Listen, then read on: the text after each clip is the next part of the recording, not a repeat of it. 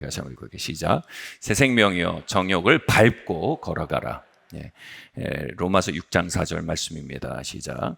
그러므로 우리가 그의 죽으심과 합하여 세례를 받음으로 그와 함께 장사되었나니 이는 아버지의 영광으로 말미암아 그리스도를 죽은 자 가운데서 살리심과 같이 우리로 그와 같이 또한 새 생명 가운데 행하게 하려 함이니라. 아멘. 여러분 교회 왜 다니십니까? 종교 가지러 오셨습니까? 여러분 교회는 종교 가지러 오는 곳이 아닙니다. 생명 가지기 위해서 교회 오는 곳입니다. 이 생명이란 말을 우리가 막연하게 사용할 수 있는데요. 우리가 새 생명이라고 쓰는 단어는 조에, 헬라어 조에인데요. 이거는 아주 구체적인 생명을 의미합니다. 조에는요, divine life, 신적 생명이란 아주 구체적인 생명의 종류입니다. 여러분 개가 너무 개처럼 사는 게 왜 그렇습니까? 개의 생명으로 태어나서 그런 겁니다. 곰이 너무 곰처럼 사는 거 곰의 생명으로 태어나서 그런 겁니다. 인간의 생명 원래 하나님의 형상의 생명인데 선악과의 사건으로 돌이킬 수 없는 타락이 일어났다. 이게 원죄 교류입니다. 그래서 죄인의 생명이 됐다는 겁니다. 수리가 안 되는 생명이에요. 개선이 안 되는 생명입니다. 그래서 이 생명으로 모든 인류가 태어나고 있기 때문에 이 죄인의 생명 가운데 우리가 태어났기 때문에 죄인인 겁니다. 그러니까 우리가 죄인인 건 죄를 지어서 죄인인 게 아니에요. 죄인의 생명으로 태어나서 죄인인 거예요. 그래서 그 생명 자체가 이 성경에서 영어로 단수 the sin입니다. 단수예요. 죄는 바로 우리 생명이에요. 그러니까 이게 헬라어로 하마르티아인데 하마르티아가 뭐냐? 관역을 벗어난 화살, 궤도에서 엇나간 화살이라는 뜻입니다. 그러니까 우리의 생명은요 계속 관역에서 어긋나고 궤도에서 벗어나서 즉 좌로나 우로나 치우쳐 하나님께 도달하지 않는 그 트랙에서 벗어난 생명입니다. 하나님을 의지하고 하나님의 질서를 사랑하고 하나님을 즐거워하는 생명이 뒤틀려서 죄된 생명, 하마르티아, 궤도를 벗어난 화살이 돼버린 겁니다. 그래서 이제는 자신을 의지하는 생명으로 뒤틀려 버렸고 하나님의 질서를 속박처럼 여기는 존재가 되었고 하나님께 저항하며 반항하는 생명이 된 것입니다. 박 씨도 이 씨도 김 씨도 이 생명으로 다 태어났습니다. 이 얘기를 들으면서 나의 시댁이나 나의 남편이나 아내가 정말 그 생명으로 태어난 게 맞는 것 같다. 또는 우리 부장님이나 우리 직장 동료가 이 생명으로 태어난 게 맞는 것 같다라고 생각할지 모르지만 나 자신도 그 생명으로 태어났습니다.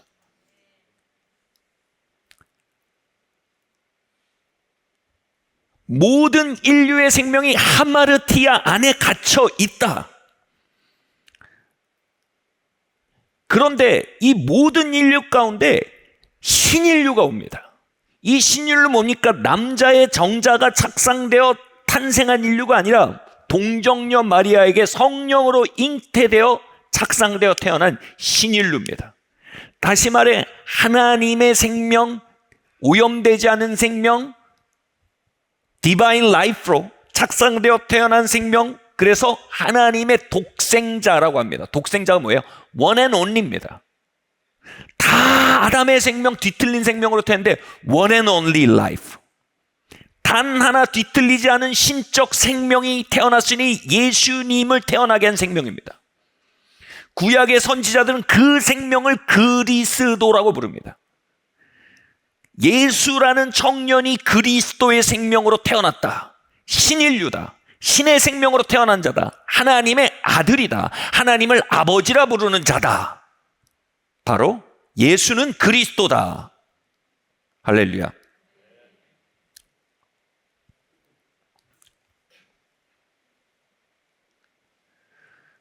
근데 예수님께서 그 생명으로 이 땅에 오시면 뭐예요?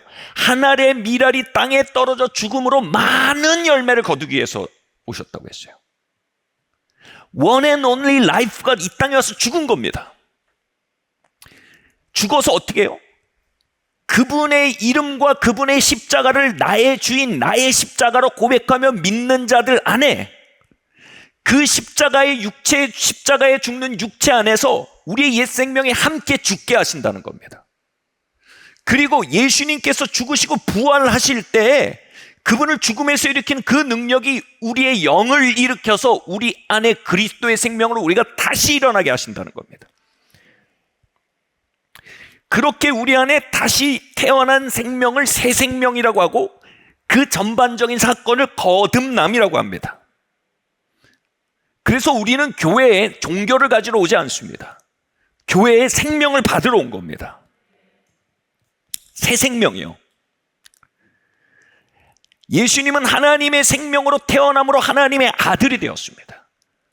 그리고 그분의 죽으심과 다시 사심을, 그분을 구주로 고백하며 나의 십자가, 나의 부활로 고백하며 믿음으로 연합할 때 성령의 신비한 능력으로 말미암아 우리 안에 옛 생명이 죽고 예수 그리스도의 생명, 디바인 라이프로 우리가 다시 태어나서 우리도 뭡니까? 이제는 하나님의 자녀들이 되었습니다.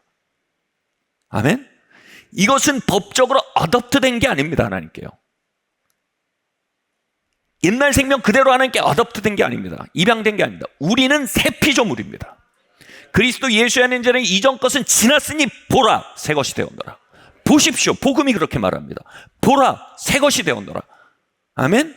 그리스도 예수를 주로 고백하고 그 십자가를 믿음으로 고백한 모든 이들은요 새 것입니다. 자, 근데 여기서 우리로 하여금 그러므로 우리가 죽으신과 합하여 그분의 죽으신과 합하여 세례를 받으며 그와 함께 장사되는 이는 아버지의 영광으로 말미암아 그리스도를 죽은 가운데서 살리신과 같이 우리를 또한 newness of life, 새 생명 가운데 살아가게 하기 위해서. 자 보세요. 천국 가게 하기 위해서가 아니에요. 새 생명 가운데 2022년을 살아가게 하기 위해서 그렇게 하셨다는 거예요. 한 알의 미랄이 떨어져 땅에 떨어져 죽음으로 많은 열매, 많은 미랄들을 거두기 위해서예요. 그 미랄들이 여러분이에요. 그 미랄들이 우리예요. 여러분 아멘 얻다가 아꼈다 쓰시려고 네? 뭐, 여러분 자손 3대가 부자 될 겁니다. 아멘 그러실 겁니까? 이게 복음입니다. 여러분 이걸 듣고 믿고 묵상하고 고백하고 기도할 때요 그 새 생명이 우리 안에서 움직여 나가는 겁니다. 여러분 그게 아니면요 우린 교회에서 단 1분도 아깝습니다. 그게 진리면요 우리의 모든 삶도 아깝지 않습니다. 이 생명, newness of life라고 말할 때 그 life는 영어로 이 life나 저 life나 뭐 개의 life나 곰의 life나 사람의 life나 뭐 다 똑같이 life라고 쓰지만 여기서 말하는 newness of life의 이 헬라어는요 조에라는 아주 특정한 명사입니다. 신적 생명 조에라는 단어를 사전에 찾아보면 성경 사전에 이렇게 나옵니다. 첫 번째로 fullness of life, 충만한 생명입니다. 찌글찌글하거나 비실비실한 생명이 아닙니다. 충만한 생명입니다. 우리의 생명은 뒤틀려 있을 수 있습니다. 우리가 타고난 생명은 어그러져 있을 수 있습니다. 그러나 예수님이 우리에게 물려주신 생명은 충만한 생명입니다. 두 번째로요 진정한 생명, 활동적이고 활력 넘치며 하나님께 디보트되어 있는, 헌신되어 있는, 그리고 모든 삶의 영역에서 하나님의 축복과 호의가 따르는 생명이란 뜻입니다. 하나님의 선하심과 인자하심은요 선행을 따라가지 않습니다. 하나님의 선하심과 인자하심은요 조엘 라이프를 따라갑니다. 세 번째로요 거룩하고 최고의 권위와 능력을 가진 생명이란 뜻입니다. 바로 이 생명이 우리 안에서 현현하기 시작할 때요 악한 영이 떠나가기 시작합니다. 하나님의 왕국이 드러나기 시작합니다. 너희가 손을 얹어 질병을 고치고 문둥병자를 깨끗하게 하고 눈먼 자를 다시 보게 하라고 했습니다. 죽은 자를 살리라고 했습니다. 이건 뭡니까? 우리 안에 오신 그리스도의 생명이 극단적인 형태로 현현해서 나타낼 수 있는 효과들을 얘기하시는 겁니다. 바로 거룩하고 최고의 능력과 권위를 가진 생명이 바로 조엘 라이프입니다. 여러분 이 생명의 이름이 뭡니까? 이 생명의 이름이 바로 예수입니다. 우리가 예수를 영접한다는 건요 영계에 충만한 조엘 라이프의 이름을 불러서요 예수여 내게 오셔서 나의 생명이 되소서, 나의 왕이 되소서, 나의 새로운 뿌리가 되소서란 고백인 것입니다. 그리고 예수님은 그 믿음으로 하시는 진정한 고백들에 응답하셔서 우리 안에 임하십니다. 여러분, 이 생명을 여러분 안에 받아들이셨습니까? 이 생명을 받아들이셨다면 그러면 이 생명으로 살고 계십니까? 아니면 이 생명 이전의 옛 생명, 옛 사람을 따라 살고 계십니까?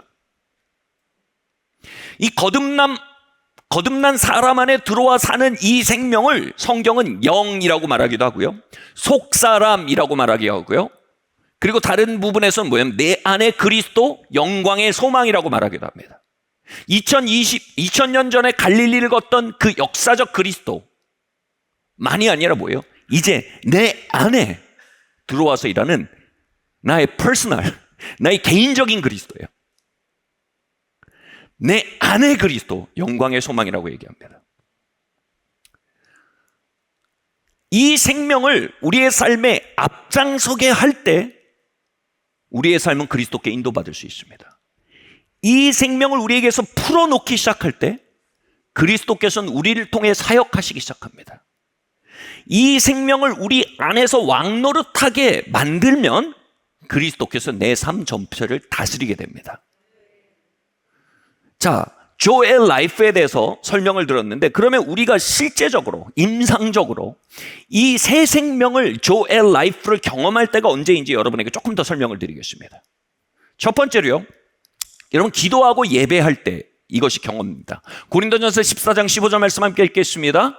시작. 그러면 내가 어찌할꼬? 내가 영으로 기도하고 또 마음으로 기도하며 내가 영으로 찬미하고 또 마음으로 찬미하리라.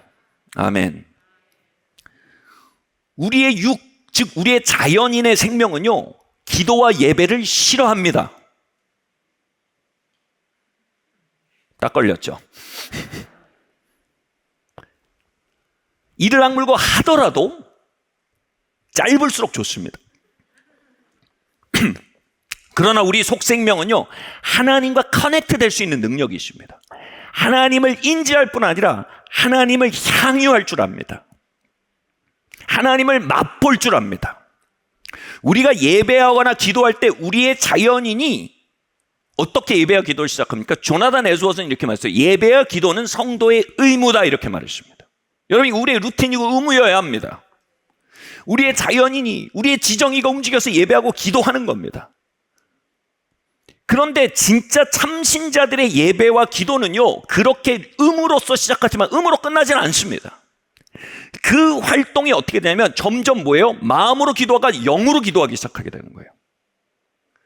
내가 마음을 먹고 기도를 하는데, 내가 지정이를 막 움직여서 기도하는데 갑자기 내 안에 새로운 힘이 일어나서 기도를 끌고 가버리는 거예요. 이런 거를 전문용어로 기도줄이 잡혔다고 얘기합니다. 예배를 드리는데요, 막 입을 벌리고 막 소리를 내고, 조나단에서 뭐라고 했는지 아세요? 입을 벌려서 큰 소리로 찬양을 하는 게 성도의 의무래요. 여기 올림픽이 아니에요. 참가의 의의를 두지 마세요. 오셔서 소리를 내서 큰 소리로 노래하세요. 박수를 치고 손을 들고 우리가 하나님을 경외하고 찬양합니다라는 표현하는 게 우리 의무래요. 근데 처음엔 우리 의무로 해요. 근데 그게 허공에 하는 것 같아요.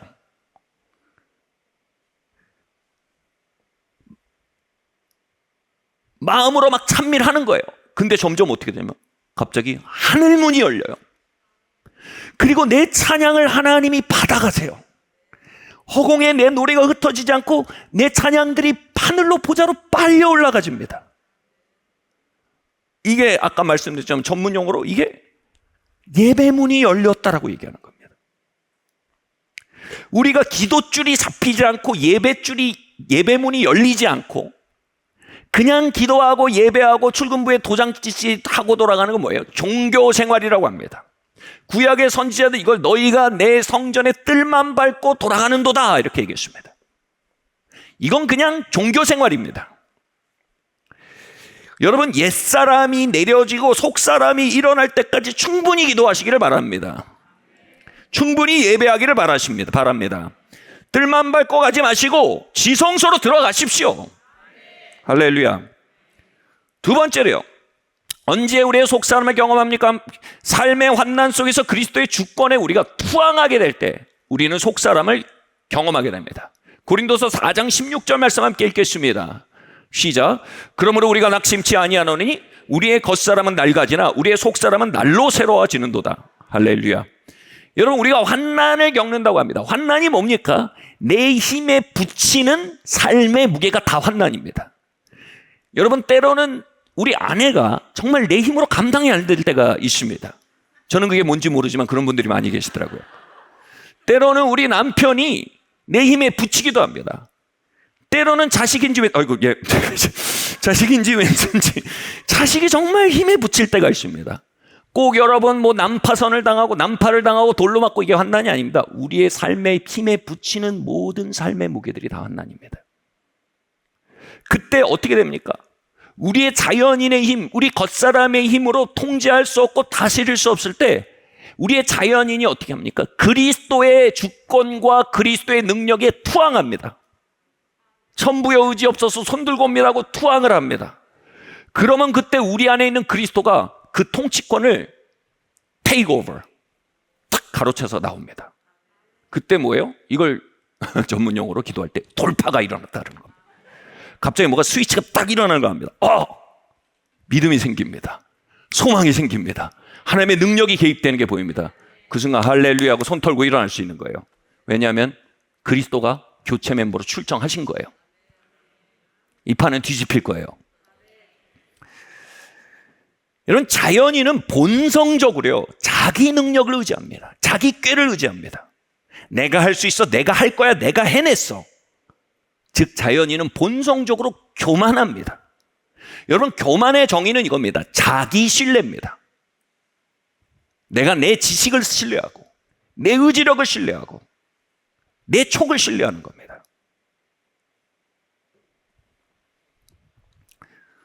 그런데 환난 속에서, 즉 내 촉, 내 지식, 내 의지로 감당할 수 없는 환난 속에서 우리 자연인이 꺾여지기 시작하고 교만이 꺾여버리면 마침내 자연인이 항복을 합니다. 투항을 하는 겁니다. 그리고 그리스도의 생명에게 핸들을 넘기게 되는 겁니다. 그러나 어떤 경우 우리의 자연인이 끝까지 버팁니다. 삶의 무게에서 끝까지 자연인이 버티면요, 투항하지 않고 어떻게 합니까? 저항합니다. 나한테 왜 이러냐 이겁니다. 이게 다 뭐냐 이겁니다. 그럼 어떻게 합니까? 자기 파괴를 막 시작합니다. 막 속에다가 파괴할 만한 것들 막 쏟아붓거나, 그래도 안 되면 어떻게 합니까? 자살을 해버립니다. 여러분, 고통 속에 자기를 망가뜨리는 사람들을 보면요, 겉으로 불쌍해 보이는데 여러분, 불쌍해하지 마십시오. 그 사람들 교만한 사람들입니다. 그리고 그 교만이 바로 제 안에, 여러분 안에 있습니다. 여러분, 우리 저항하지 맙시다. 투항합시다. 그리스도의 생명에 순복합시다. 그러면 그리스도의 생명이 터져나오기 시작하는 겁니다. 할렐루야. 세 번째로요, 하나님의 뜻을 행할 때 우리 안에 그리스도의 생명을 경험할 수 있습니다. 로마서 8장 7절 말씀 함께 읽겠습니다. 육신의 생각은 하나님과 원수가 되나니 이는 하나님의 법에 굴복지 아니할 뿐 아니라 할 수도 없습니다. 여러분, 우리의 자연적인 생명, 우리가 타고난 생명, 타락한 생명, 원죄를 가진 생명은요, 하나님의 뜻 안에 살지를 못합니다. 마치 우리가 물속에 오래 버틸 수 없는 것과 같습니다. X세대들은 아실 거예요. 워터월드라는 영화가 있었습니다. 굉장히 오래된 영화입니다. 거기에 나오는 미래사회는요, 이 세기말적인 세계입니다. 지구가 파괴돼서 모든 대륙이 물에 잠겨버립니다. 근데 거기에 단 하나의 신인류가 나옵니다. 그 신인류가 주인공인데 주인공의 목에 아가미가 있습니다. 제가 아는 주인공 중에 가장 징그러운 주인공이에요. 이 아가미가 있어서 이 신인류는 물속에서도 숨을 쉴 수 있는 유일한 사람입니다. 여러분, 자연인은요, 하나님의 뜻 안에 살아가지 못합니다. 살더라도 물속에서 숨 참듯이 잠깐 들어갔다 결국 뛰쳐나와서 숨을 몰아쉬기 마련입니다. 겉으로 잠시 그것을 행할 수 있지만 다시 그 밖으로 튀어나오고, 그리고 더 강하게 그것을 보상하고 합니다.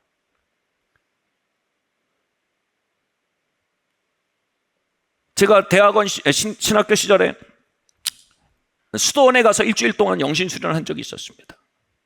하루 종일 침묵하면서 기도 세션을 5세션, 6세션을 매일 합니다. 그렇게 막 영을 막 고양시키는 시간을 가졌어요. 그리고 육을 막 좌절시키는 시간을 가졌어요. 너무나 은혜로웠어요. 근데 6일 만에 제가 딱 서울에 돌아서 집에 들어서 한 일이 뭐냐면 테레비를 6시간 동안 봤어요. 26일 동안 참은 거예요. 그래서 제 겉사람이 막 뭘 하시는 거예요. 여러분, 자연인의 생명은 30초 정도의 식기도는 견디지만 1시간 정도의 정기적인 기도를 견디지 못합니다. 3, 40분 정도의 종교적 행위는 견디지만 일정 시간이 넘어가는 예배는 숨이 막혀서 못 견딥니다. 대학 시절에 제가 어느 교회 대학부를 다닐 때였습니다. 거기서 제가 어떤 그룹의 리더를 맡고 있었는데 그 교회가 좀 큰 교회였는데 그 교회에 이제 귀신 들린 여자가 며칠 동안 그냥 살았어요. 밤낮하지 않고 교회에 사는 거예요. 그러면서 쫓아다니면서 모임을 방해하는 겁니다. 이건 조현병이랑 다릅니다. 악의와 분노와 폭력성이 그리스도의 이름을 향해서 노골적으로 드러나는 겁니다.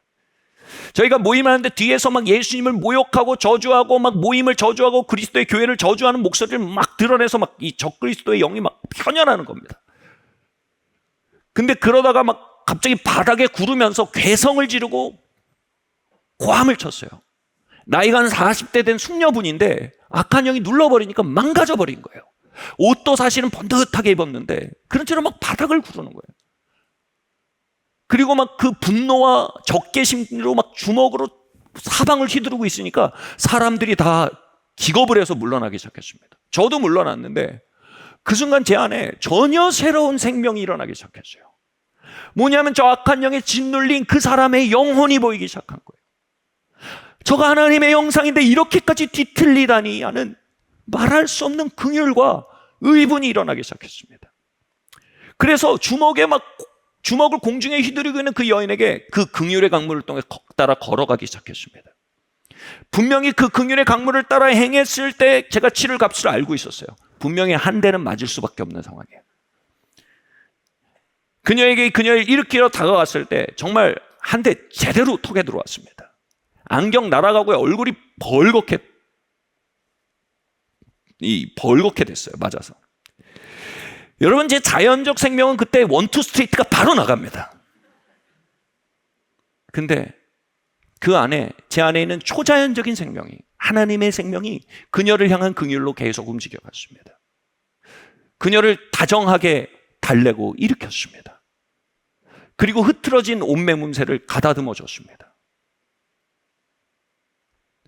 그런데 놀라운 건요, 그렇게 그녀에게 친절과 자비를 드러내는데 그녀를 누르던 악한 영이 순간적으로 깨어진 겁니다. 그 정신이 돌아왔어요. 그리고 고개를 숙이고 말했습니다. 죄송합니다. 크게 다치진 않으셨나요? 정신이 돌아온 겁니다. 아주 예의 바른 숙녀였습니다.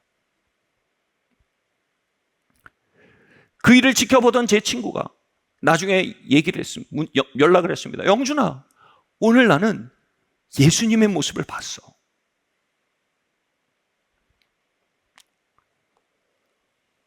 여러분, 그 생명이 여러분 안에 있습니다. 그 생명이 제 안에 있습니다. 그 생명이 우리 안에 들어라 우리를 거듭나게 했고 그 생명과 연합하여 우리는 새 피조물이 된 것입니다. 우리는 그 생명으로 살아가기를 원합니다. 그 생명으로 숨쉬기를 원합니다. 그 방법 중에 하나가 하나님의 뜻 안으로 다이빙 하시는 겁니다. 다이빙 하시는 겁니다. 그러면 내 생명은, 내 겉생명은 숨이 막혀 죽으려고 저항할 것입니다. 죽을 듯이 저항할 것입니다. 그러나 그때 우리의 속생명은요, 물 만난 고기처럼 꿈틀거리며 우리 안에 소송되기 시작하는 겁니다. 예수님은 하나님의 뜻을 행하는 것이 나의 양식이라고 하셨습니다. 하나님의 뜻을 행하느라 힘들어 죽겠다, 하나님의 뜻을 행하느라 소진된다고 하지 않으셨습니다. 하나님의 뜻이란 물을 만난 물고기가 되셨다는 겁니다. 하나님의 뜻을 행하는 것이 나의 양식이다. 나에게 에너지가 계속 공급된다는 것입니다. 그분의 영이 계속 강화된 것입니다. 여러분, 하나님의 뜻 안에 걷기 시작하십시오. 그러면 속생명은 점점 부흥합니다. 아멘. 자, 여기서 설교가 끝나면 얼마나 행복하고 좋겠습니까? 자, 근데 다음 포인트로 넘어가야 됩니다. 한번 다음 포인트를 한번 볼까요? 함께 읽겠습니다. 시작. 참 성도는 갈등 가운데 있다. 로마서 7장 15절 22절에서 24절 말씀입니다. 시작. 나의 행하는 것을 내가 알지 못하나니 곧 원하는 이것을 행하지 아니하고 도리어 미워하는 그것을 함이니라. 이제는 이것을 행하는 자가 내가 아니요 내 속에 거하는 죄니라. 내 속 사람으로는 하나님의 벌 즐거워하되 내 지체 속에서 다른 법이 나의 마음의 법과 싸워 내 지체 속에 있는 죄의 법 아래로 나를 사로잡아 오는 것을 보는도다. 오라 나는 공고한 사람이로다. 아멘. 그럼 사도 바울은요, 이 로마서 7장을 참으로 거듭난 사람으로서 기록했습니다. 로마서 6장에서 우리가 예수님의 생명으로 newness of life로 우리가 거듭났고 그것으로 살아가도록 하나님이 의도하셨음에도 우리 안에 아직 잔존하는 육의 세력을 우리가 다스리지 않고 바르게 매니지하지 않으면 그 육의 생명에 의해 육의 세력에 의해 우리의 새 생명이 종살이할 수도 있다는 가능성을 얘기했습니다. 그리고 그 육의 생명과 우리의 새 생명 사이에 일어나는 컨플릭트, 갈등을 7장이 얘기하고 있는 것입니다. 여기서 오라 나는 곤고한 사람이로다 라는 말이요, 영어로 컨플릭트 가운데 있다, 갈등 가운데 있다라는 뜻입니다. 바로 무슨 컨플릭트입니까? 조의 라이프와 타락한 생명 가운데 컨플릭트입니다. 갈등입니다. 우리의 육, 즉 옛사람의 잔당은 우리 안에 여전히 남아 있습니다. 죄로서의 생명이 여전히 활동한다는 것입니다. 아니 목사님, 이게 십자가에 죽었다면서 어떻게 그럴 수 있습니까? 여러분, 횟집을 가보시면 이 진리를 깨달으실 수 있습니다. 횟집에 가서 이 싱싱한 생선을 가지고 먼저 어떻게 합니까? 목을 팍 칩니다. 그럼 먼저 딱 올려놨을 때 생선이 난리가 나지만 목을 딱 치면요 더 난리가 납니다. 온몸을 떨고 막 그냥 난리가 납니다. 그때 능숙한 횟집 아저씨는 어떻게 합니까? 마른 행주를 펼쳐서 딱 덮어서 도마 밖으로 떨어지지 않게 합니다. 여러분, 막 도살당한 가축은요 한시적으로 그 근육이 살아있을 때보다 더 발작적이고 더 강하게 움직입니다. 우리의 옛사람은 십자가에서 죽었습니다. 십자가에 못 박혀 죽었습니다. 그리스도의 육체와 함께 소멸되었습니다. 그런데 한시적으로 그 육체가 발작을 한다는 겁니다. 그 한시적이 언제입니까? 우리가 하늘로부터 내려오는 새 몸을 덧입을 때까지라고 성경은 말하고 있습니다.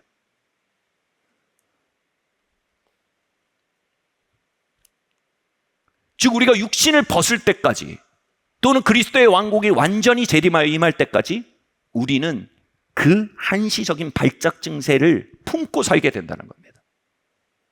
여러분, 당황하지 마십시오. 우리 사도 바울도 이걸 경험했습니다. 아멘. 바울은요 이 옛사람의 발작을 보면서 이렇게 말했습니다. 내가 원하는 이것을 행하지 아니하고 도리어 미워하는 그것을 행함이라. 이제 이것을 행하는 자는 내가 아니요 내 속에 거하는 죄니라. 여러분, 묻겠습니다. 이거 대명사로 가득합니다. 내가 원하는 이것을 행하지 아니하고 도리어 미워하는 그것을 함이니라. 근데 재미있는 건 이 모호한 말을 다 알아듣는다는 것이죠. 여러분, 알아들으시죠? 이 체험이 있으시니까 내가 원하는 이것을 행하지 않고 도리어 미워하는 그것을 행함이니라. 여러분, 알아들으십니까? 그 일이 여러분 안에 벌어지고 계십니까? 컨플릭트가 여러분 안에 있으십니까? 최근에 딸들과 되게 많은 대화를 나누는 영역이 있습니다. 이제 딸들이 대학생이 되려 하고 또 부모를 떠나 멀리서 공부하게 될 가능성이 높아졌습니다. 이제 연애와 성에 대해서 더 이상 물러날 곳이 없습니다. 열띤 대화를 나눌 때입니다. 연애와 성에 대해서 하늘의 관점으로 막 얘기를 하면요, 때로는 대화를 하기도 하고 때로는 선포를 하기도 하고 때로는 윽박지르기도 합니다. 그럼 결국 아이들이 그렇다고 고개를 끄덕입니다. 맞다는 겁니다. 그렇게 살고 싶다는 겁니다. 고개를 끄덕입니다. 근데 눈빛은 고개를 젓고 있어요.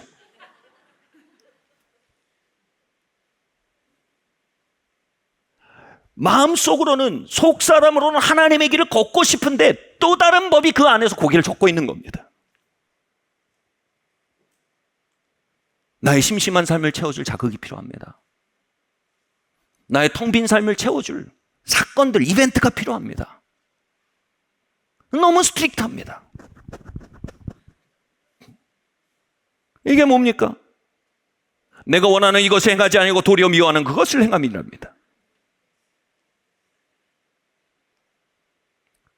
얘들아, 오늘 설교에서 너네가 희생해라. 아빠 얘기 너무 많이 해가지고. 네.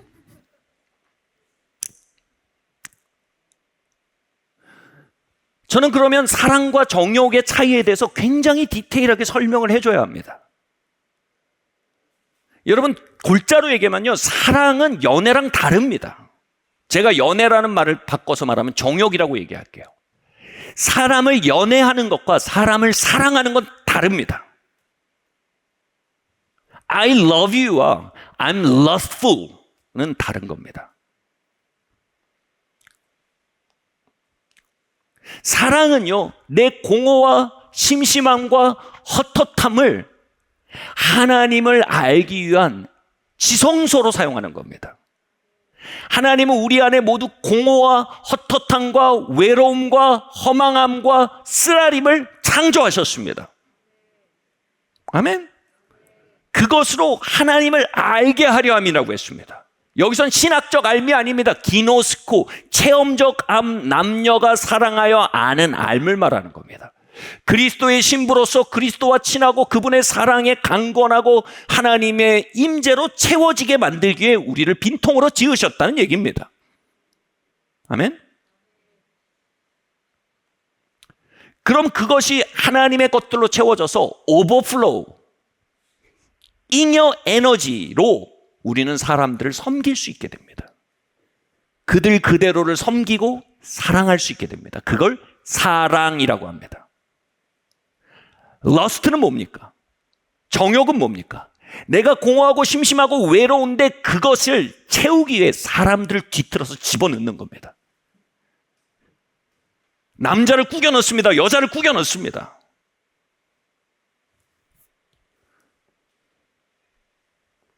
공허 안에서 하나님을 채우지 않으면요, 그 공허는 사람과 기타 등등으로 채우려 할 때 그것의 실상을 보지 못하고 판타지를 갖게 됩니다. 여러분, 공허를 채우기 위한 판타지가 가득한 게 음란물입니다. 여러분, 성에 대해서 리얼리티를 담은, 진짜 리얼리티를 담은 음란물이 나온다면 아무도 그걸 보지 않을 겁니다. 모든 음란물은 러스트풀합니다. 그래야 사람이 보거든요. 다시 말해, 성적 판타지를 채우기 위한 소스가 되는 겁니다. 여러분, 그 음란물을 보고 강화된 성적 판타지를 배우자에게 투사하면 어떻게 될까요? 배우자를 성적으로 abuse, abnormal use, abuse입니다. 오남용하게 됩니다.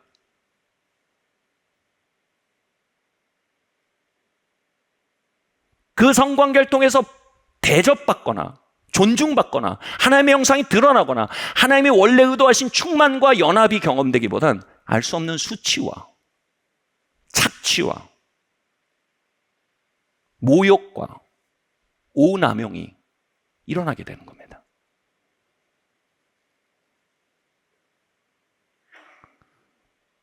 크리스찬 네트라는 연구소에서요, 크리스찬들을 조사했을 때 포르노 중독이 남자 중에 50%라고 들었습니다.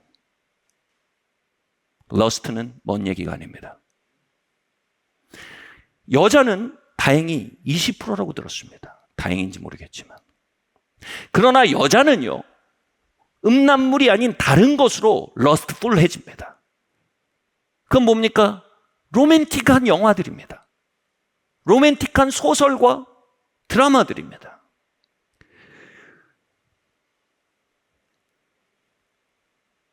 바로 이성에 대한 판타지를 잔뜩 MSG로 첨가한 영화, 드라마, 매체들입니다. 그건 공상이지 현실이 아닙니다.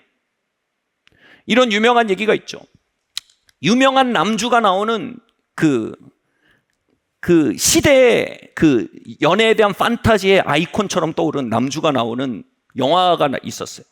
그 영화를 보러 한 커플이 같이 팝콘을 사서 영화관으로 들어갑니다.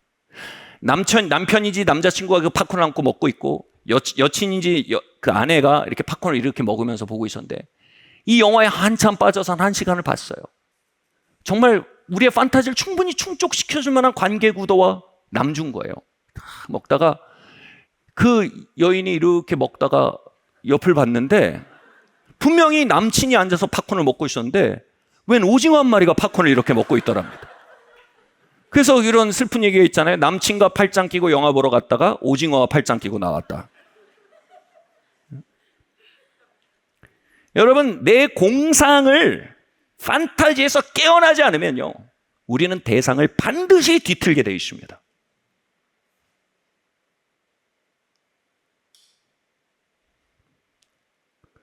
성적 판타지를 채우기 위해 사람을 끌어다 박으면요, 그 사람은 더럽혀지고 오용되고 망가집니다. 연애에 대한 판타지를 채우기 위해서 대상을 끌어 넣으면 그들은 상처받고 소모당하게 됩니다.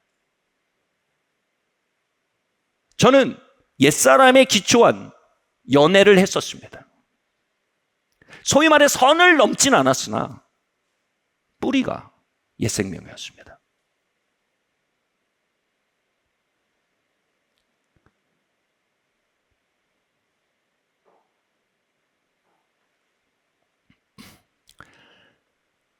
젊은 시절에 모든 외로움과 심심함과 불만족이라는 거대한 비낭아리 속에서 연애에 대한 판타지를 키워왔어요. 소설로 물을 주고 영화로 걸음을 주고 친구들의 무용담으로 기경을 한 것입니다.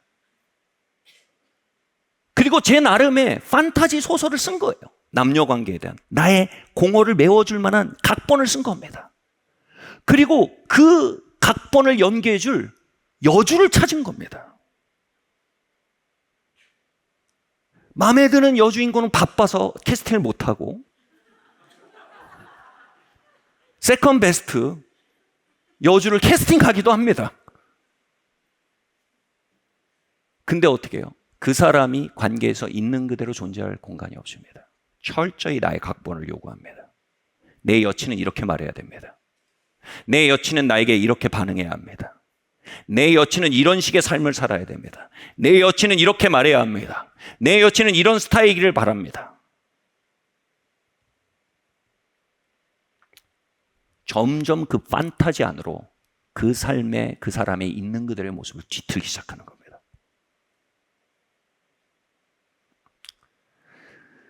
저는 사실상 그 관계를 오남용한 것이었습니다.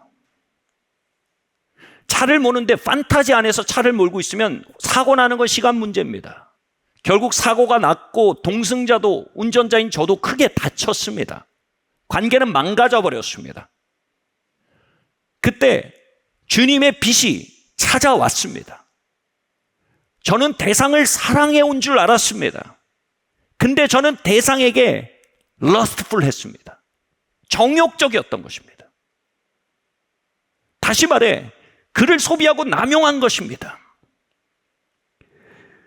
그녀로 하여금 자신의 빈통을 하나님께 가져가 그 하나님과 친밀함을 쌓고 충만을 형성하고 그 안에 견고한 반석을 만들어 넘쳐나는 사랑으로 자신의 길을 걸어갈 수 있는 찬스를 제가 빼앗았던 것입니다. 그녀의 부르심을 향해 살아갈 에너지를 제가 고갈했던 것입니다. 어떻게 해요? 제 빈통으로 때려 박아버린 겁니다. 저는 그 진실이 빛 앞에서 드러날 때 너무 가슴이 아파서 신음하고 부르짖었습니다. 그리고 하나님 앞에 통회했습니다. 하나님, 저는 사랑한 게 아닙니다. 그건 사랑이 아니었습니다. 그건 정욕이었습니다.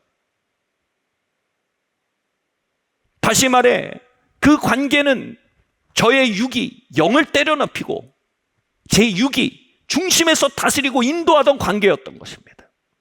그 기간 동안 기도와 예배의 숨통은 당연히 죽었습니다. 영이 때려 눕혀졌는데요. 러스트가 중심에 들어왔는데요. 그리고 스스로의 삶에 대한 기만과 이기심과 정욕이 저의 삶의 중심에서 파티를 벌이게 했던 것입니다.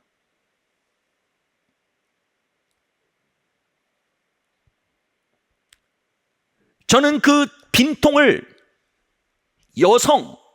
연애라는 것으로 채우려는 계걸에 의해 움직이며 모든 것을 빨아들이려고 하는 괴물이었습니다. 그 비단에서 저는 저의 육의 움직임이 너무 싫었습니다. 너무 혐오스러웠습니다. 바닥을 구르면서 회개를 했습니다. 당시 더운 여름날에서 제가 이렇게 난닝구라고 하죠.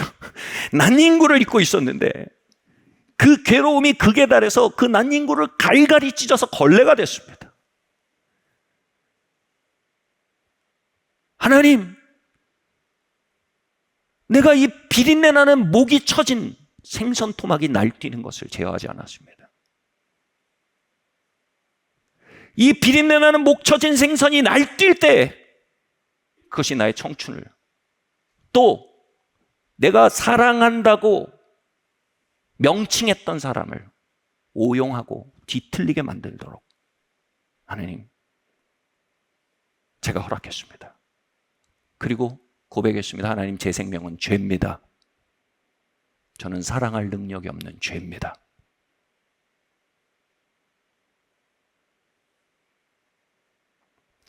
여러분, 우리가 거듭나지 않았다면, 다시 말해 우리에게 더 나은 생명, better life가 없다면요, 여러분, 그런 연애 생활은 지극히 정상적인 겁니다. 대안이 없는데요, 뭐 피할 수 없으면 즐겨라 이거죠.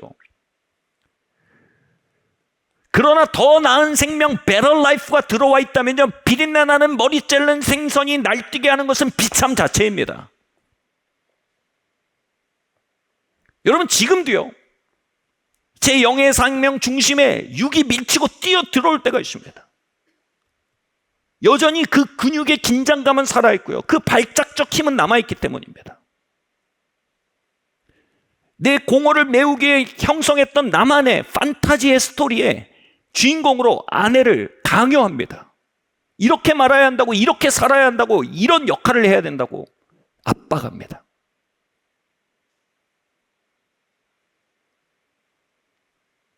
감사한 건요, 시간이 갈수록 그 육에서 깨어나는 시간이 짧아진다는 겁니다. 할렐루야. 저는 그렇게 살기 원치 않습니다. 그런데 그렇게 만드는 힘이 아직 제 안에 남아 있습니다. 머리가 잘려서 펄떡거리는 생선이 날뛰는, 또는 목이 잘려서 날뛰는 오리가 이리저리 뛰어다니는, 다시 말해 십자가에 이미 죽었지만 흉측히 꿈틀거리며 냄새를 피우는 옛 생명이 아직 제 안에 활동하고 있단 말입니다. 아니, 우리 안에 활동하고 있단 말입니다. 성경은 육의 속성을 다 싸잡아서 이렇게 말합니다. 정욕이라고 말합니다. 왜 정욕이란 단어를 썼을까요? 욕심이라고 쓰지 않고요, 이기심이라고 쓰지 않고 정욕이란 단어로 왜 심볼릭하게 얘기했을까요? 정욕은요, 왜곡된 성욕을 일컫는 말인데요, 다시 말해 상대방을 섬기고 상대방을 온전케 하고 상대방을 충만케 하려는 사랑이 아니라 나의 판타지를 위해 상대방을 소비하는 욕망을 정욕이라고 하는데요,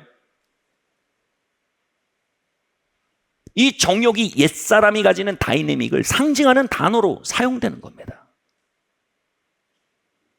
그래서 신학자들은요, 이 정욕적인 옛사람의 본성을 자기애로 가득하다라고 얘기합니다. 다시 말해 아이마이 미마인의 왕국입니다. 그 빈통 속으로 다 끌어넣는 겁니다. 내가 work for, 내가 내가 회사를 위해 일하는 법이 없습니다. 회사도 그 안으로 우겨 넣는 겁니다. 내가 아이들을 위해 일하는 것 같지만 사실 내 욕망 안으로 아이들을 우겨 넣는 겁니다.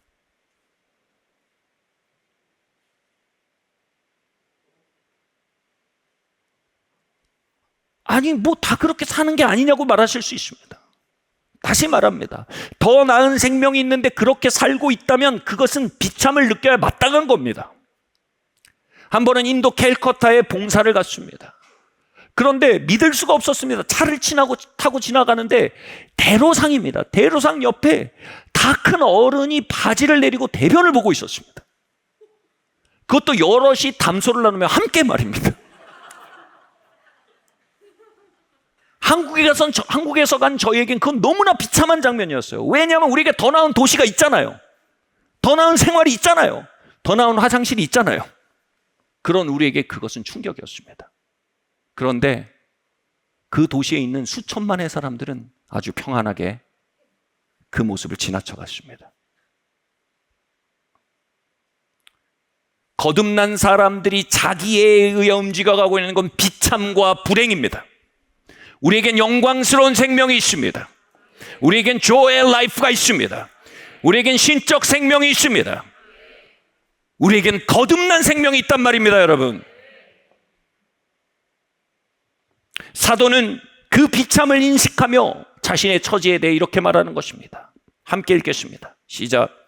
이제는 이것을 행하는 자가 내가 아니요 내 속에 거하는 죄니라. 다시 한번 읽겠습니다. 이제는 이것을 행하는 자가 내가 아니요 내가 내 속에 거하는 죄니라.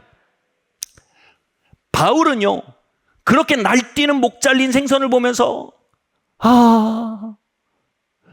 내가 또 이러는구나 이렇게 말하지 않았어요. 뭐라고 했어요? 이건 내가 아니다. 이건 내 속에 목이 쳐졌지만 여전히 날뛴 죄라는 생명이다. 이건 내가 아니다라고 말했습니다. 철저히 목 잘려서 날뛰는 닭 정도로 봐버린 겁니다. 철저히 회 떠진 생선으로 봐버리는 겁니다.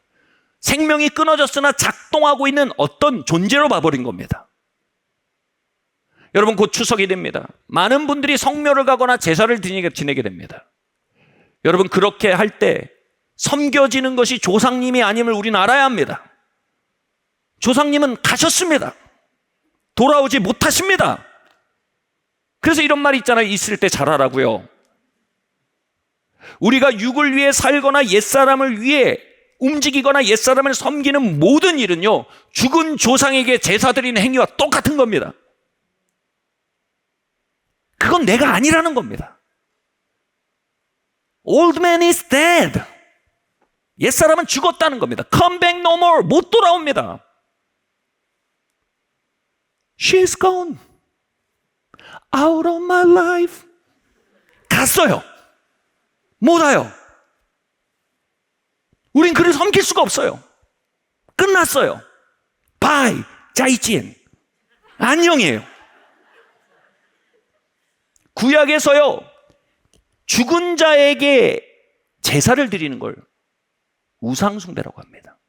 그리고 그건 사실상 죽은 자와 연결되는 게 아니라 영계에 있는 귀신들과 연결되는 접신행위라고 간주합니다. 그래서 로마서 7장에서는요 자기를 섬기는 삶을 영적 간음이라고 말합니다. 우상숭배라는 거예요. 우린 더 이상 자기를 섬길 수가 없어요. 살아있어야 섬기죠. 여러분 목 쳐져서 몸을 떨고 있는 그 생선을 연고를 발라주고 반창고를 머리 이렇게 가져와서 반창고를 이렇게 붙여가지고 고이 모아가지고 이렇게 해서 다시 수조에 넣어주고 들여다보고 매일 밥 주고 헛수고예요. He's gone. 죽었어요. 끝이에요. 그래서 로마서 7장은 뭐라 합니까? 우리가 옛 생명과 이혼했답니다. 옛 남편이에요. 돌아갈 수 없어요. 여러분 요즘 우리 이혼했어라는 예능이 있더라고요. 헤어진 부부가 어떻게든 화해하는 것을 도모하는 프로그램인데 여러분 영계에는 그런 프로그램이 없어요. 우리는 화해할 수 없어요.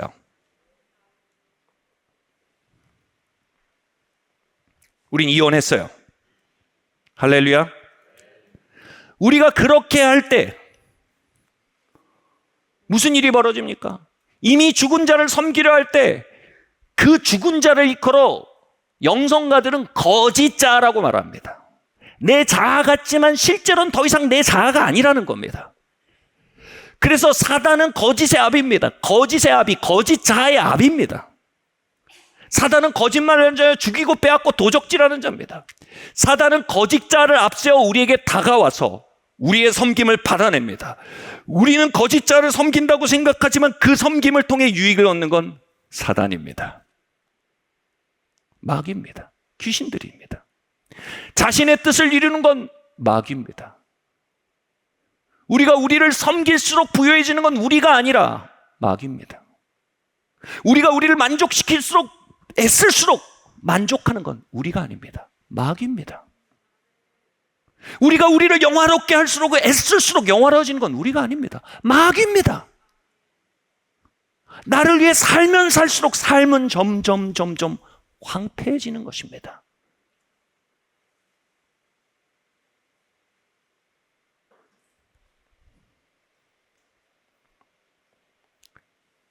영적 간음을 멈춰야 합니다. 그건 내가 아닙니다. 나는 죽었습니다. 로마서 6장 11절 12절 말씀 함께 읽겠습니다. 시작. 이와 같이 너희도 너희 자신에 대하여 죄에 대하여는 죽은 자요 그리스도 예수 안에서 하나님에 대하여 산 자로 여길지어다. 그러므로 너희는 너희 죄로 너희 죽을 몸에 왕노릇하지 못하게 하여 몸의 사역을 순종하지 말고. 여기서 너희 자신을 예수 그리스도 안에서 하나님에 대한 산 자로 여기고 죄에 대해 죽은 자로 여기라. 다시 말해, 우리는 우리 생명과 끊어졌다는 거예요. 이혼했다는 거예요. 그리고 우리는 그리스도와 결혼했다는 거예요. 그런 자로 여기라는 거예요. 얘는 죽었다는 거예요. 이게 우리의 현실이라는 거예요. 근데 여기서 여기라는 말이 되게 중요합니다. 여기라는 말이 정산하여보다 회개하여보다라는 말입니다. 여러분, 한 기업을 정산해 보기 전에는 이 흑자인지 이자인지 알 수가 없습니다. 뭐가 많이 팔린 것 같았어도 그때 R&D 비용이 많이 들어갔거나 뭐 정부에서 요구한 벌금을 냈거나 하면요, 적자로 정산되는 겁니다. 결국 회계 시스템을 돌려보고 회계 계산기를 돌려봐야 결론이 나는 겁니다. 똑같습니다. 우리 자신의 삶도 그냥 보면요, 우리 옛사람이 살아있는 것 같고 그냥 보면 거듭난지 아닌지 헷갈리지만요, 복음이라는 계산기에 넣어 돌려보라는 겁니다. 복음이란 계산기에 넣어 돌려보면 뭐라고 합니까? 아, 나 죽었구나. 저거는 옛사람이구나. 그리고 내 안에 그리스도가 사는구나. 이게 진짜 나구나. 그렇게 여기라는 거예요. 할렐루야.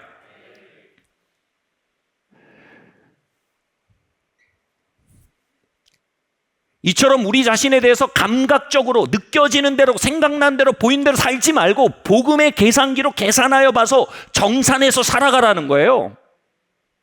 육을 벗고 영으로 살라는 거예요. 아멘?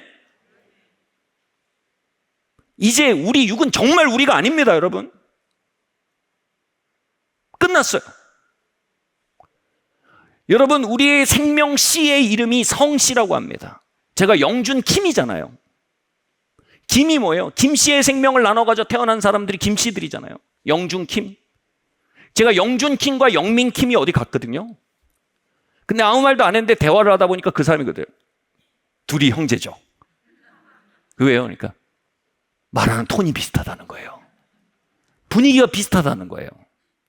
그래서 웃으면서 얘기했어요. 예, 저희는 영준 킴, 영민 킴입니다. 여러분, 근데 뭐예요? 복음적 진실 안에서 영준 킴은 죽어버렸습니다. 김씨의 생명으로 태어난 영준 킴은 죽었습니다. 그리고 뭐예요? 내 안에 오직 그리스도께서 사시는 겁니다. 하나님의 생명으로 예수님이 태어나서 예수 그리스도가 됐습니다. 인간의 생명으로 영준이가 태어나 영준 킴이 되었습니다. 그러나 인간의 생명이 절단나고 이제 하나님의 생명이 예수 그리스도의 십자가를 통해 내 안에 심어져 나는 그 생명으로 다시 태어났습니다. 그러므로 내 안에 그리스도가 사십니다. 이제 내 안에 영준 크라이스트가 삽니다.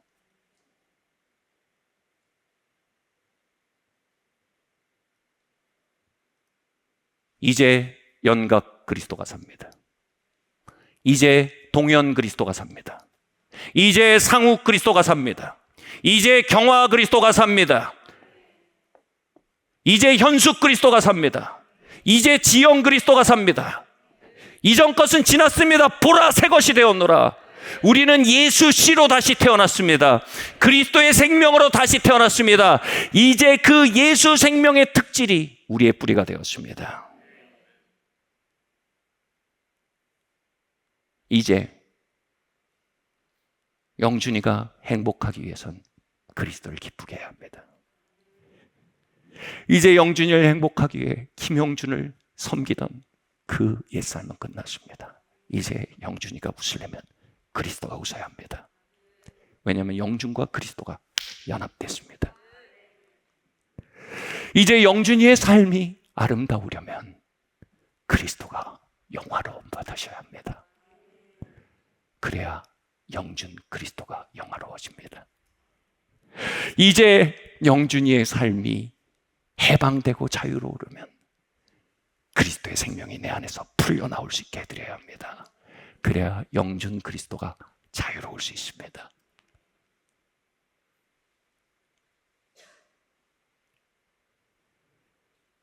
히브리서는 말합니다. 예수께서 우리를 형제라 부르기에 부끄러워하지 않으셨다.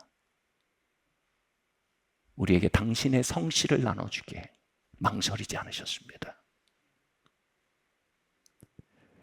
로마서 말합니다. 그렇게 너희 자신을 리딩하라는 겁니다. 그리함으로 뭐예요? 몸의 사욕에 순종하지 못하게 하라는 겁니다. 우리가 그렇게 우리를 보고 고백하기 시작할 때, 그렇게 인식하고 말하기 시작할 때, 그렇게 우리를 대하기 시작할 때 우리 안에는 새로운 능력이 찾아옵니다. 마지막 말씀입니다. 고린도후서 말씀입니다. 함께 읽겠습니다. 시작.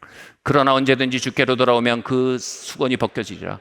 주는 영이시니 주의 영이 계신 곳에는 자유함이 있느니라. 우리가 다 수건을 벗은 얼굴로 거울을 보는 것 같이 주의 영광을 보매 저와 같은 형상으로 화하여 영광에서 영광에 이르니 곧 주의 영으로 말미암으니라. 아멘. 우리가 수건을 쓰고 있습니다. 복음 안에서 정산하지 못하고 목이 날아간 생선의 비린내를 풍기면서 삶을 엉망으로 만들고 있습니다. 그런데 수건이 벗겨지면, 성령님 오셔서 수건이 벗겨지면 거울이 보입니다. 그 거울의 이름은 복음입니다. 거울은 왜 봅니까? 내가 누군지 알기 위해서입니다. 내가 어떤지 보기 위해서 우리는 거울을 봅니다. 수건을 벗고 우리는 우리가 어떤 존재인지 알기 위해 이제 복음을 들여다보는 겁니다. 보니 뭐예요? 수건을 벗고 거울을 보는 것 같이 복음을 보니 뭐라고요? 그리스도의 영광이 보이는 겁니다. 그 생명이 내 생명입니다. 그 거룩한 생명이 내 생명입니다. 내가 하나님의 아들이 되었네요. 내가 그 죽음이 이긴 그 생명으로 일으켜졌네요. 내가 그리스도라는 성씨 안에 예수님의 동생이 되었고 그리스도의 성씨를 가진 수많은 사람들의 형제가 되었네요.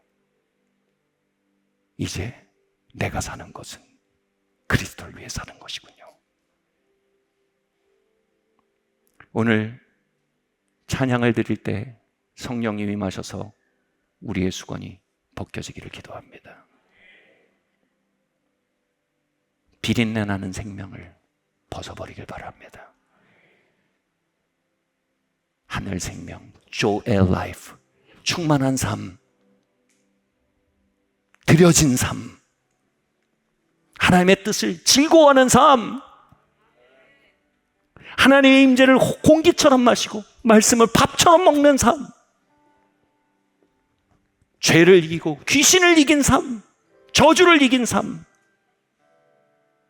수건을 벗고 그 생명을 바라볼 때 성령의 능력으로 영광에서 영광으로 변하여 가리니. 우리 자리에서 일어납시다. 우리 같이 말할까요? 예수님, 당신이 진짜 나의 뿌리입니다. 이전에 나는 죽었습니다. 나는 이전의 생명과 이혼했습니다. 이전의 생명을 섬기던 영적 간음을 회개합니다. 나와 내 집은 오직 그리스도를 섬기겠습니다. 나를 높이던 환영을 깨뜨려 주시며 나를 간지럽히던 정욕을 깨뜨려 주시며 나를 높이던 세상령을 하여 주시고 그리스도를 높이며 그리스도를 기쁘게 하며 그리스도를 섬기며 그리스도를 사랑하며 그리스도를 따름으로 Joel Life, 하늘의 생명, Newness of Life, 새 생명으로 이 땅을 걷는 축복을 나에게 열어주시옵소서. 아멘. 우리 목소리 높여 찬양합시다. 성도의 의무를 이행합시다. 세상의 유혹 시험이 내게 몰려올 때에 나의 힘으로 그것들 모두 이길 수 없네.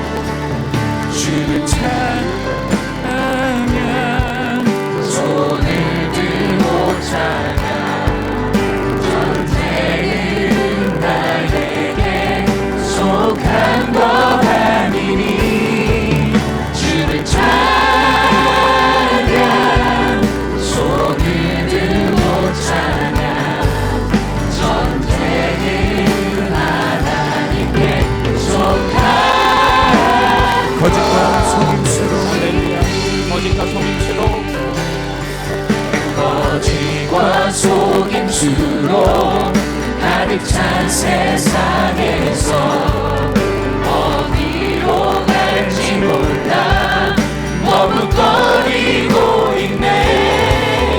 공중의 권세 잡은 자 지금도 우리들은 실패와 절망을 또 넘어뜨리려 하네. 주위를 둘러보면 아무도 믿음의 눈을 뜨며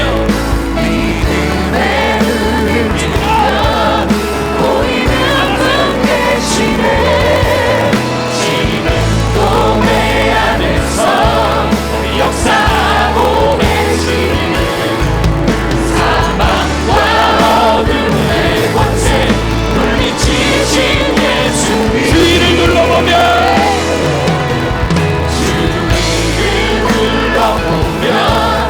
아무도 없는 믿음의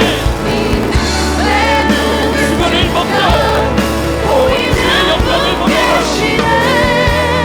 지금도 내 안에서 역사하고 계시는 사방과 어둠의 권세 물리치신 예수님.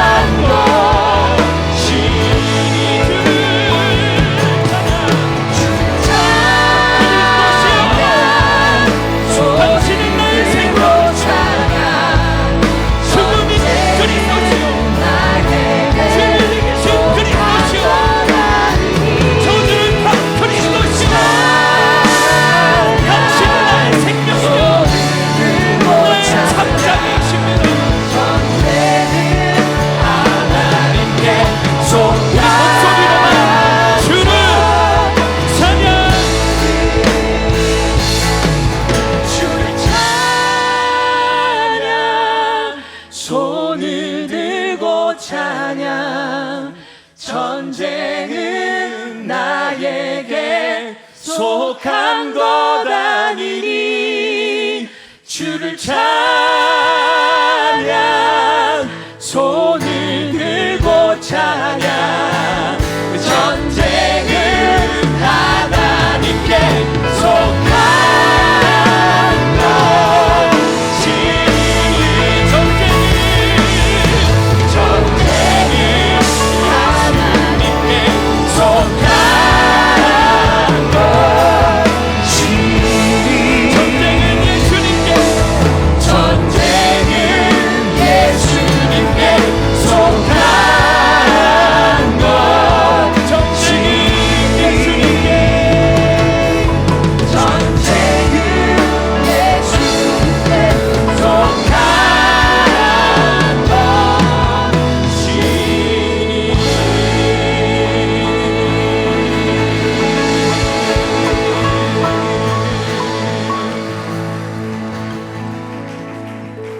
주님 이 시간 기도합니다. 마음의 손 얹어보세요. 같이 말까? 내 안에 그리스도 영광의 소망.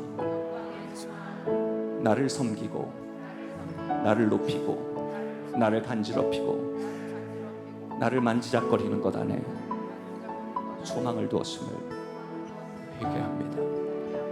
내 안에 오신 새 생명에 소망을 둡니다. 이 생명은 나의 좌표요, 나의 미래요. 이 생명은 나의 저수지요, 나의 위로요, 나의 능력입니다.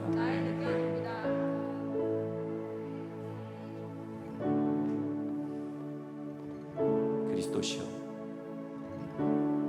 우리 안에 모든 영광을 받으시며 그리스도의 생명으로 이 시간 모든 이들을 축복하여 주시옵소서. 혹시 아직 그리스도의 생명을 영접하지 않은 분 계십니까? 저와 함께 고백하시겠습니다. 그럼 다른 분들도 그분들을 돕는 의미로 함께 고백하겠습니다. 하나님의 아들 된 예수님의 생명이셔 나의 죄된 생명을 위하여 십자가에 죽으시고 나의 새 생명을 위하여 무덤에서 부활하신 예수님과 당신의 십자가를 이 시간 나의 구원의 근거요 나의 예배의 이유로 환영합니다.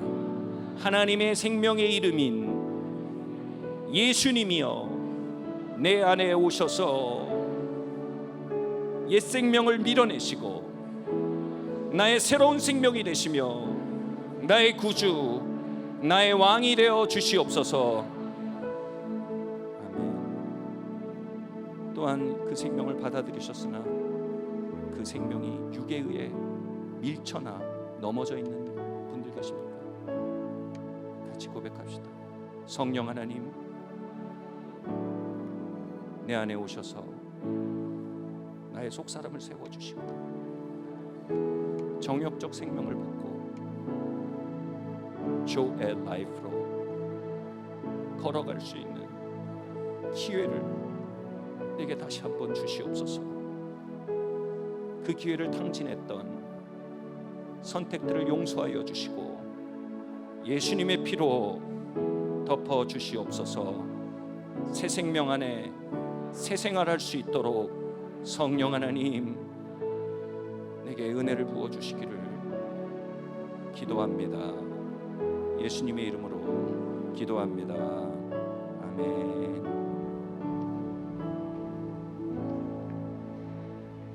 이 시간을 준비하시